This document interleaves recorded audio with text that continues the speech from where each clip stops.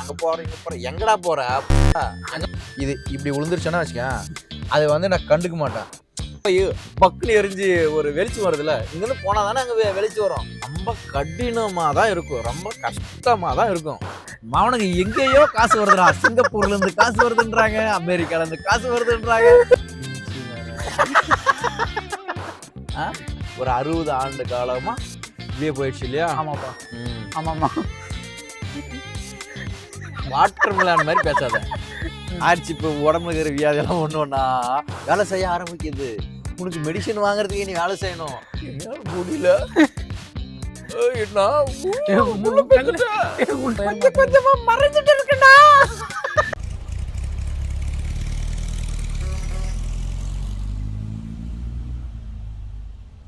ஆம்பளை வந்து ஆண் பிறவியே ஒரு சாபப்பட்ட பிறவி. எப்படி இந்த மாதிரி கோட்டை விடுறது, வருமானம் ஆரம்பிச்சிட்டான்டா. சாவுக்கு போய் வந்த மாதிரி வருமானம். வருமான கைதியில செலவு வந்துடுதுடா. நீ சம்பாதிக்கலடா, உன் தேவை இல்லை, எனக்கு ஃபோன் எல்லாம் வேணான்னு தூக்கி போடு. எதுக்கு ரீசார்ஜ் போடுற? 250 ரூபா மிச்சம் ஆகுது இல்லையா? உன் தேவைக்கு பூர்த்தி செய்யறதுக்கே நீ ஏன் சலிக்கிற? அப்படின்னா சாப்பிடாத, ஒன்றும் காசு மிச்சம் கூட சொல்லி வேட்டுங்குது. செத்துரு இப்படியும் சொல்ற, எனக்கு அதுவும் வேணும்னு சொல்ற, ஆனா அது ஏன்னா தேவையை பூர்த்தி செய்யறப்போ எனக்கு கஷ்டமா இருக்குதுன்னு சொல்ற. எப்படிதான் வாழ நினைக்கிறேன்? இதான் நானும் சொல்றேன். இப்ப இருந்தா பெரிய பணக்காரனா பிறந்துக்கணும். பணக்காரனை பிறந்துட்டான், அவன் சந்தோஷமா வாழ்றான் அப்படின்னா உனக்கு தெரியுமா? அது நினைச்சதெல்லாம் வாங்குறாங்களா? நினைச்சதெல்லாம் வாங்குறதா அவன் சந்தோஷமா வாழ்க்கை வாழ்றாங்களா? எப்படி வாழ்றாங்க? சும்மாவே வந்து கொட்டிடுச்சா? பாக்குறதுக்கு உனக்கு அவங்க ஷோ பண்ற மாதிரி தெரியும், எவ்வளவு கஷ்டப்பட்டுருப்பாங்கல்ல. நீ நினைக்கிற ஒரு விஷயத்த வந்து ஆசைப்படுற, ஆனா ஆசைப்படுற ரைட்டு, அதுக்கான ஒரு முயற்சி எடுத்திருந்தா அதுல சக்சஸ் ஆயிடுங்க. வெறும் ஆசை மட்டுமே நீ நினைச்சுன்னு உருகி போனதே. நான் என்னுடைய பாட்டு இப்படிதான் இருக்கும். நீ ஒரு விஷயத்த வந்து ஆசைப்பட்டு அதுக்கான முயற்சி செஞ்சிருந்தா எனக்கு சின்ன வயசுல இருந்து என்ன பண்ண நீ சொல் பார்க்கலாம். ஒண்ணுமே பண்ணாதான் பேச்சு வர என்னால பேச முடியாது மாதிரி பேசாத. கால் வைக்கிற இடமெல்லாம் கண்ணி வைக்கிற மாதிரி எதனா ஸ்டெப் வச்சுக்கணும்னா அதான் ஒண்ணு ஒரு நீ ஏன் கண்ணி வடி வைக்கிறதா? நீ ஏன் கால் வைக்கிறதெல்லாம் கண்ணி வடி வைக்கிறது? நான் என்ன பண்ணிட்டான்? நீ என்ன பார்டர்ல இருக்கிற கண்ணி வடி வைக்கிறதுல பார்டர்ல இருக்குதா இல்லையா தெரியல. வந்து இழுத்து உன்னை வெளியே போட்டதோட சரி, உன்னை ஸ்கூல் சேர்த்துனாங்க. அதுக்கப்புறம் என்ன பண்ண? ஸ்கூல்லலாம் படிச்சு முடிச்சுட்டு என்ன ஒண்ணுமே படிக்கல வந்துட்டேன். சரி ஓகே, அது வேலை. படிச்சு முடிச்சது நீ என்ன பண்ண? வாழ்க்கை கடைசி வரைக்குமே ஒருத்தர் சார்ந்த மாதிரியே வாழ்க்கை போகுதுடா. இல்ல எதுவுமே நீ கத்துக்கலடா. கத்துக்காதனால தானே கத்துக்கலாம். நீ அப்படிதான் போய் சாவணும், போய் சாவு போ. கத்துக்கிட்டா பரவாயில்ல, எதுவுமே கத்துக்கல, எதுவும் தெரியாது. மக்கு எவ்வளவு அழகா சிரிக்கிறான் பாத்தியா? இல்ல அவனுக்கு ரொம்ப பிடிச்சது அதுதான். கிட்டத்தட்ட 60-70 தான் இந்த ஆளுக்கு, இந்த மனுஷனுக்கு. ஆனா இன்னமும் வந்து நான் வாழ்க்கையில நான் இப்படி ஆயிட்டேன், எது ஒண்ணுமே புதுசா நான் கத்துக்கலடா. ஒரு 60 ஆண்டு காலமா இப்படியே போயிடுச்சு இல்லையா? ஆமாப்பா. ஆமாமா. வாட்டர் மிலான் மாதிரி பேசாத. அதுதான் என்னை பத்தி எனக்கே தெரியல, ஆனா என்னை பத்தி எல்லாரும் ஒரு விதமா சொல்றாங்க. அவன் அப்படிப்பட்டவன், இவன் இப்படிப்பட்டவன் அப்படின்ற மாதிரி. நீ எப்படி உன்னை வந்து எப்படி பட்டவன் அப்படின்னு எல்லாம் சொல்லிட்டு உன்னை சொல்றாங்க சொல்லு. அதுதான் அவன் அயோக்கியன். யோகியன்னா யோகியம் தானடா, நல்ல வார்த்தை தானே அது. அயோக்கியன் உணர்றியா? நான் அயோக்கியத்தனம் பண்ணிட்டதுனால என்ன யாருமே இப்போ வந்து இப்போ தப்பு பண்ண எவனும் ஒருத்தமே நம்ம நம்ம தப்பு பண்ண உணர்றதே இல்லை. அவனுக்கு தெரியுது, இருந்தாலும் சந்தர்ப்ப சூழ்நிலை மாறுது. பண்ற போது நல்லா இருக்குதுன்னு சொல்லிட்டு அந்த அயோக்கியத்தனத்தை பண்ணிடுறாங்க. அதுக்கப்புறம் நீ பண்ணியாதான் ஏன் கேள்வி? ஐயோ எப்படி சொல்றது இது? அடுத்தும் சொல்றான் அவன் அந்த மாதிரி இவன் இந்த மாதிரி சொல்லிட்டு அடுத்தும் சொல்றான். வாழ்க்கை வந்து ஒரு 2 விதமா வாழலாம். இப்போ எனக்கு இந்த வாழ்க்கை, என்னுடைய வாழ்க்கைக்கு ஒரு அளவுகோல் இருக்கு. நான் இப்படி வாழ்ந்தா எனக்கு பிடிக்கும், இதெல்லாம் இருந்தா எனக்கு பிடிக்கும், என்னோட அளவு இவ்வளவு. அந்த மாதிரி உன்னோட அளவுகோல் என்னன்னு உனக்கு தெரிஞ்சா நீ வாழ்க்கை மிகவும் சந்தோஷமாக ஆக்கி விடுவாய் மனிதா. ஒருத்தர் சார்ந்த மாதிரி இருந்துட்டான். இதுக்கு மேல என்ன பண்ண போற? அதை சொல்லு. சார்ந்த மாதிரி இருந்துட்டு அதே எங்க போல குண்டு இரு ஓகே குண்டு இரு சேர்த்து இரு இருடா. ஒரு ஆமை வந்து கிணத்துக்குள்ளேயே இருந்துச்சு. அதாவது கிணத்தவளையே சொல்றாங்களே, கிணத்த தவளையில ஆமை ஏதோ வச்சுக்க, கிணத்துக்குள்ளேயே சுத்திட்டு கடல்ல போட்டோம்னா அது தெரியாது எப்படி. அது நீந்த மட்டும் தான் தெரியும். நீந்த மட்டும் தான் தெரியும். எங்க போனா இறை கிடைக்கும், எங்க போனா நம்மளுக்கு எதனா ஒரு பீஸ்ஃபுல்லான ஒரு பிளேஸ் அப்படின்னு சொல்லிட்டு எங்க போனா ஒரு பெண் ஆமை கிடைக்கும். அதுதான் இப்ப நீ தர்ற. நான் சொல்றது பொதுவா சொல்றேன்டா. கடல்ல இருக்கிற ஆமையை எடுத்து கிணத்துக்குள்ள போட்டாதான் அது சுத்தி தெரியாத நம்ம எங்க வந்திருக்கோம் அப்படின்னு தெரியாது. கிணத்துக்குள்ள இருக்கிறத நீ எடுத்து வெளியே போட்டடா. அதாவது பெரிய வேல்டுக்குள்ள வந்துட்ட, திரும்புற இடத்துல எல்லாம் நடந்து பாரு, அவ்வளையும் பாதை. அதேதான் நானும் சொல்றேன். சுத்தி பாரு, அவ்வளையும் தசை. இன்னும் நடந்ததான் வழி கண்டுபிடிக்க தெரியல. இதான் வழி. கண்டுபிடிக்க தெரியலன்னா தான் நீ கத்துக்கா அப்படின்னு ஒரு ஆப்ஷன் உனக்கு ஒரு கேள்வி வருது இல்ல? இப்பதான் வருது. நீ ஒரு கேள்வி கேட்டனா என்ன பதில் சொன்ன விட குறுக்க பேசினா எப்படி? உனக்கு கிணத்துக்குள்ள நீ இருக்கும்போது உனக்கு பாதியே தெரியாது.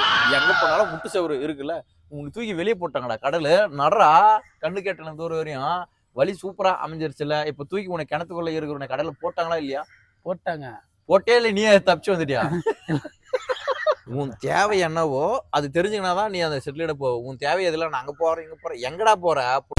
எங்க போற? தெரிய மாட்டேங்குதுன்னா போடா, அங்க போய் என்ன இருக்குன்னு பாரு. போய் ரிட்டர்ன் வா. திருப்பூர் லெஃப்ட் எடு, அங்க போய் பாரு, ரிட்டர்ன் வா. போயிட்டு வா, உனக்கு ஒரு அனுபவம் வந்துடும். அப்புறம் உனக்கு எங்க தேவையோ அங்க நீ அப்படியே செட்டில் ஆயிடுவ. அந்த மாதிரிதான் இப்ப அடுத்தது என்ன வாழ்க்கையில ஆயிடுச்சு ஒரு அவ்வளவுதான். கிட்டத்தட்ட உனக்கு வந்து தமிழ்நாடு அரசு கவர்மெண்ட்ல இருந்து உனக்கு உதவித்தொகை வயசானவங்களுக்கு கொடுப்பாங்கல்ல, அதே வந்துருச்சு. இதுக்கு மேல நீ என்ன செய்ய போற? இதுக்கு மேல வாங்கி அதாக்கன்னு கோட்டை தரிக்கணும். இந்த துண்டிபிடி யாரா கொடுப்பாங்க, ஒயின் ஷாப் பக்கத்துல அப்படியே நின்றுட்டு கல்யாணம் ஆச்சு, புள்ள குட்டி வந்துடுச்சு, இதுக்கு மேல நான் இது செய்யணும்ட்டா. இப்ப இதெல்லாம் நான் ஆசைப்பட்டேன், இதெல்லாம் எனக்கு கிடைக்கல, அது மாற்றா வேற கிடைச்சிருச்சு. இதுக்கு மேல நான் ஆசைப்படுறேன், அது கிடைக்குமா இல்லையான்னு தெரியல, அதுக்கான முயற்சி நான் செய்யறேன் அப்படின்னு சொல்லி இதெல்லாம் ஒரு லிஸ்ட் போட்டேன்னா. நீ சொன்னதான் சேம். என்னது? இப்படி இருக்கலாம்னு ஆசைப்பட்டேன். ஆசைப்பட்டேன். இப்ப எப்படி இருக்கலாம்ன்றது யோசனை பண்றதுக்கு டைம் சரியா போகுது. அதோட உனக்கு ஆயிடுச்சு. இப்ப உடம்புல இருக்கிற வியாதி எல்லாம் ஒண்ணு வேலை செய்ய ஆரம்பிக்குது. உனக்கு மெடிசன் வாங்குறதுக்கு நீ வேலை செய்யணும். இப்போ இல்ல இந்த மாதிரி அறிவுரை வேணாம்னு சொல்ற, தெளிவா சொல்றேன்.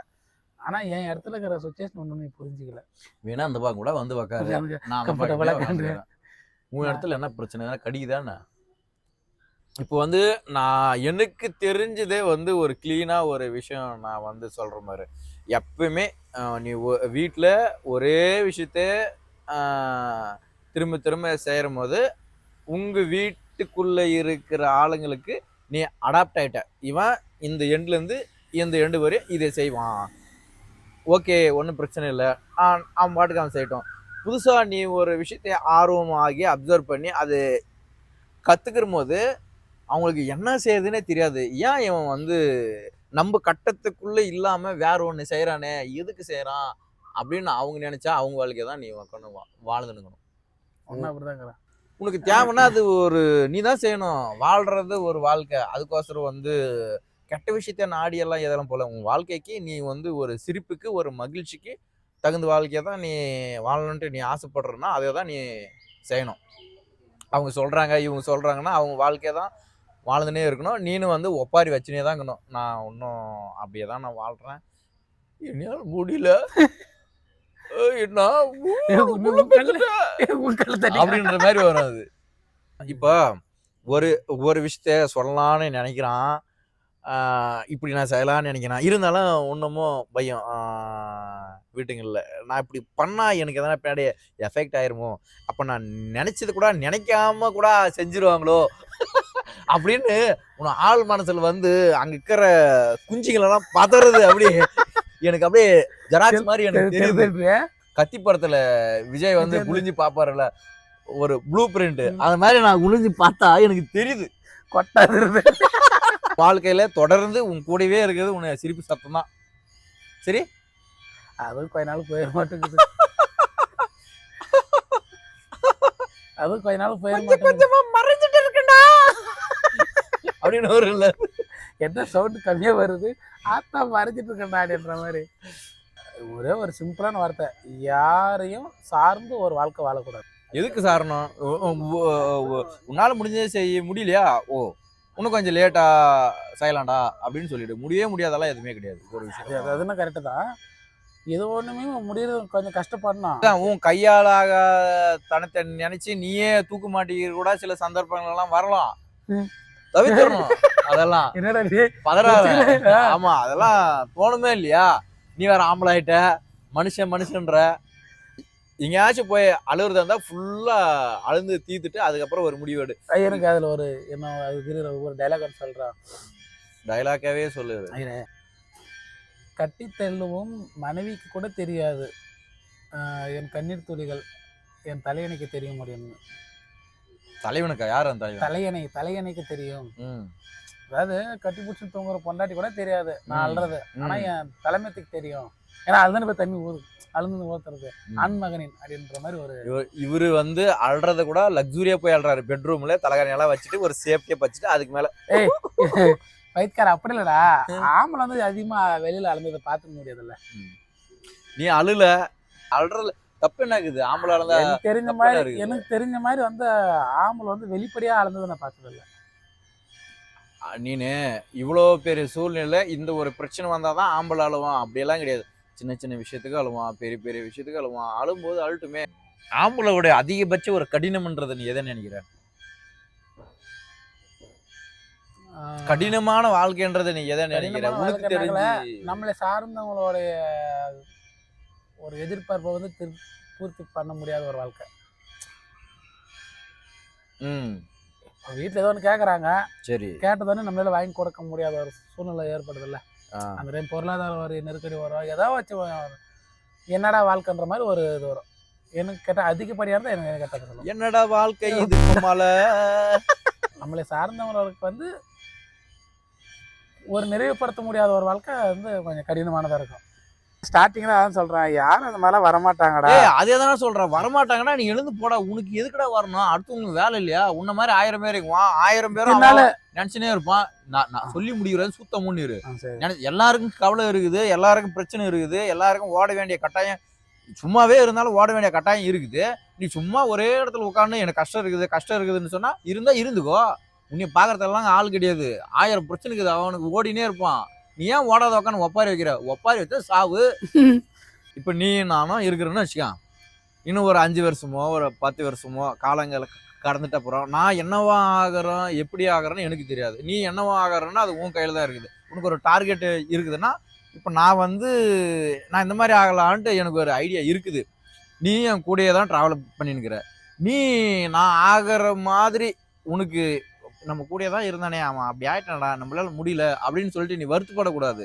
அதுக்கான முயற்சி நீ செய்யணும். அப்புறம் அப்படியே இருந்துட்டு பார்த்தியா அவன் மட்டும் ஆயிட்டான், அவனுக்கு எங்கேயோ காசு வருதுடா, சிங்கப்பூர்ல இருந்து காசு வருதுன்றாங்க, அமெரிக்கால இருந்து காசு வருதுன்றாங்க அப்படின்னு நீ ஏன் நினைக்கிற? நீயும் ஓடு, அப்படியே ஓடலாம். படுற கஷ்டம் தெரியாது, அதுதானே கரெக்டு தான். கஷ்டத்தை நான் படுற கஷ்டத்தை இன்னொருத்தருக்கு தெரி வச்சு நான் கஷ்டப்படணுன்ட்டு எனக்கு அது தேவையில்லை. நான் கஷ்டப்படுறது அது பேர் கஷ்டம் கிடையாது. உன் தேவையே பூர்த்தி செய்கிற ஒரு வேலைன்னு தான் சொல்லலாம். அந்த வேலை கஷ்டமோ நஷ்டமோ அது என் வாழ்க்கையில் எனக்கு தெரிஞ்சு நான் கற்றுக்கினது என்னை பொறுத்தவரை என்னன்னா, நான் ஒரு விஷயத்தை ஆசைப்படுறேன்னா நான் கஷ்டப்பட்டு சம்பாரிச்சேன் அப்படிலாம் நான் சொல்லவே மாட்டேன். என் தேவைக்கு நான் பூர்த்தியாக நான் ஓடினேன், நான் வேலை செஞ்சேன், காசு வச்சு பார்த்தியா அப்படின்னு நீ எடுத்துக்கோ. அந்த கஷ்டத்துன்ற வார்த்தையை நான் எடுத்துக்க மாட்டேன். அவன் கஷ்டப்பட்டான்டா சில பேர் எடுத்துக்கிட்டோம், அது நான் அந்த வார்த்தை நல்லா இல்லை, சரியில்லை, கெட்டது அப்படின்னாலாம் நான் சொல்லலை. தேவையாக்கிறவங்க எடுத்துக்கிட்டோம், நான் அந்த வார்த்தையை பயன்படுத்த மாட்டேன். அதுக்கு பதிலாக தான் நான் வேலைக்கு போனேன், எனக்கு காசு வந்துச்சு, நான் சம்பாரிச்சுக்கினேன், பார்த்தியா நல்ல துணி எடுத்துக்கினேன், உள்ள ஜட்டி கூட போடல, சரியா? ஒரு ரிசல்ட் உனக்கு எப்படி காமிக்கிறதுன்னு எனக்கு தெரியல. இல்லடா அப்படியே கேட்கல, இதை செஞ்சா அதோட ரிசல்ட் இப்படி இருக்குண்டா அப்படின்னு சொல்லிட்டு. அதாவது தீப்பெட்டியில தீக்குச்சி அப்படி உரசும் போது இங்க அங்க போனோமா அப்படின்னு இருக்குதுல்ல, அங்க போய் பக்குனு எரிஞ்சு ஒரு வெளிச்சம் வருதுல்ல, இங்கிருந்து போனா தானே அங்க வெளிச்சம் வரும். இப்படியே இங்கே நூக்கி நூக்கி நின்றா எப்படி வெளிச்சம் உடைஞ்சு வரும்? போயிரும். வெளிச்சம் வராது. இங்கேருந்து அங்கே நம்ம போனோம், ட்ராவல் பண்ணாதான் அச்சீவ்மெண்ட்டே கிடைக்கும். அப்படிதான் இவர் 100% உண்மையிலேயே அது வலிமையாக தான் இருக்கும், ரொம்ப கடினமாக தான் இருக்கும், ரொம்ப கஷ்டமாக தான் இருக்கும். அதெல்லாம் நம்ம சேர்த்து வச்சுக்கினா நம்ம மூவே பண்ண முடியாது. இதெல்லாம் ஒரு கஷ்டமா? ஆமாம், நீ காலை பார்த்து நீ நடக்கும்போது ஒரு ஏதாச்சும் ஒரு கம்பி கிழிச்சு ஒரு கண்ணாடி பீஸ் கிழிச்சு அப்படியே ரத்தம் வரும். ஐயோயோ, வலிக்கு தான் செய்யும். அதுதானே இயல்பு. எடுத்து கட்டின நட. இது மோட்டிவேஷன் ஸ்பீச்சோ ஒரு வீரமாக பேசுகிறோனோ அப்படியெல்லாம் கிடையாது. இப்போ நான் போயிட்டு மறுபடியும் வந்து ஒரு 1/2 hour நான் தூங்கிட்டு தான் நான் வந்து அடுத்த வேலையை நான் வந்து செய்வேன். மறுபடியும் தூங்குவேன். எனக்கு நல்லா இருக்கு. நல்லா மாடு மாதிரி வலிக்க மாட்டேங்குது. இப்போ நான் வந்து என்னோட கேரக்டர் எப்படின்னா வச்சுக்கா, இப்போ இந்த ஃபோனு இப்போ நீ கேட்ட மாதிரி தான் மாடு மாதிரி உழைக்குதுன்னு. இந்த ஃபோனு நான் வேலை செய்யும் போது இது இங்கே வச்சுட்டு நான் ஒரு வேலை செய்கிறேன்னா இது இப்படி விழுந்துருச்சுன்னா வச்சுக்கா, அதை வந்து நான் கண்டுக்க மாட்டேன். நான் என் வேலையை முடிச்சுட்டு தான் அதுக்கப்புறம் தான் கண்டுப்பேன். ஏன்னா இது நான் வேணும் செய்யணுன்னு செய்யலை, எனக்கு அதெல்லாம் செய்யணும் அப்படின்னு நான் தோணுது. அது அப்புறமா எடுத்துக்கலாம், ஒன்றும் பிரச்சனை இல்லை. அதுக்கு நீ ஒன்றும் கவலைப்படாத. இதெல்லாம் ஒன்றும் பெரிய விஷயமெல்லாம் கிடையாது. எல்லாரும் அப்படியே சொல்லிகிட்டே வர்றது தான். நானும் அப்படியே நான் சொன்னேன். பிடிச்சா லைக் ஷேர் அதெல்லாம் பண்ணுங்க. முடிஞ்சால் இவனுக்கு உதவி செய்யுங்க. இந்த ஜிபே நம்பருக்கு அப்படி சொல்லாதாண்டா காசு வரும். அப்புறம் நீயும் உழைக்க மாட்டேன் சொல்லிட்டா.